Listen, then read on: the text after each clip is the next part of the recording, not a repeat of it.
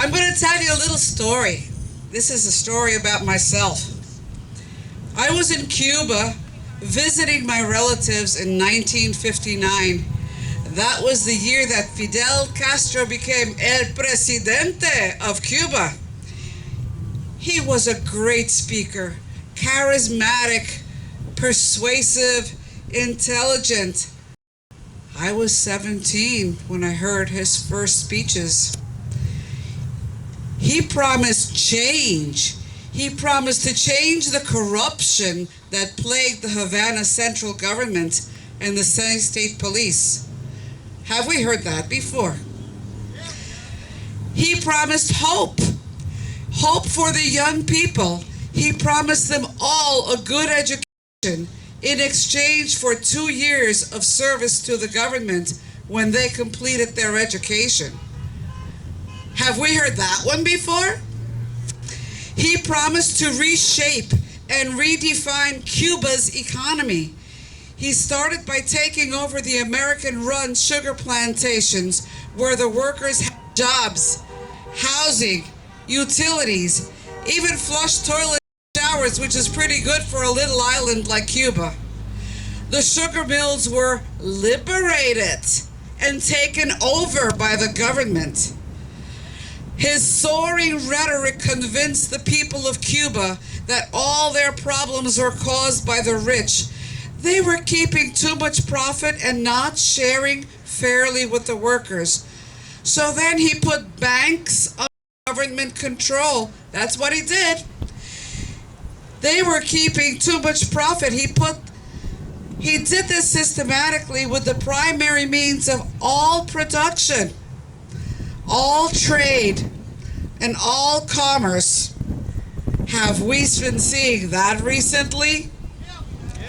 Castro then said that the entertainment stars were living in mansions while the poor lived in shacks.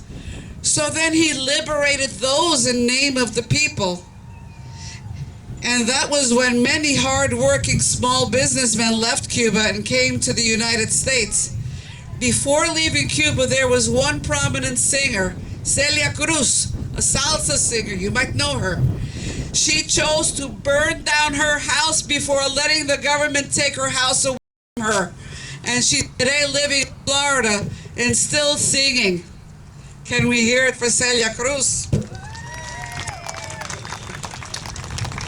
Castro promised equal medical care for all under the government administration. My 45-year-old aunt, Tia Cristina, she died of breast cancer at 45 with no treatment available to her. Is this where we're going? Castro took over broadcasting and television. No radio show or television with him were allowed on the air any longer. Is that what we're calling an equal broadcasting? Castro, to me, this was the one that broke my heart the most. They did not allow churches to be maintained in our little town, Mayari. The church has tumbleweeds rolling up the aisle of a building where the doors and the windows are locked on. And the Christians hung up a rugged cross by wires from the scaffolding. Is this what we are calling separation of church and state? Government took over so much of everyday life today. My relatives live in unpainted houses because getting a gallon of paint is a political favor earned by donations to the government. Their houses have dirt floors because the lumber rotted out. The roofs are rusted out corrugated metal, or they're thatched with palm fronds.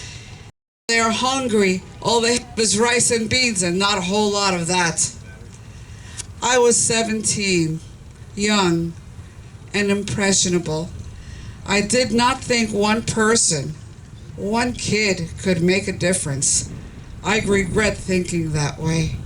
I came back home to my nice clean apartment with my loving parents and sister and lived the rest of my life in the USA.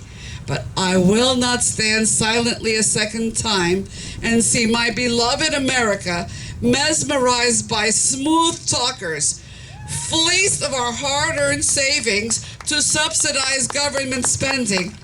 I'm watching our automobile manufacturers and banks taken over by the government, our medical care being reduced to the lowest common denominator. Locally, our county commissioners even, they all raise the taxes to increase our home costs. And then they try to spin it. They tell us it's for the public good. The public good. When I'm paying a couple of $100 more every year. I did the math. This time I will make a difference. I will call for freedom, for liberty, for America. I'll call it from the hilltops. I'll call it from the rooftops. My voice will be heard. I will uphold, preserve, and protect our Constitution and the Bill of Rights till my last breath. And I have two words to say to those who take it away from us. Voting booth. Do not underestimate the voting booth. We are Americans and we will rise. God bless America and God bless patriots. Thank you very much.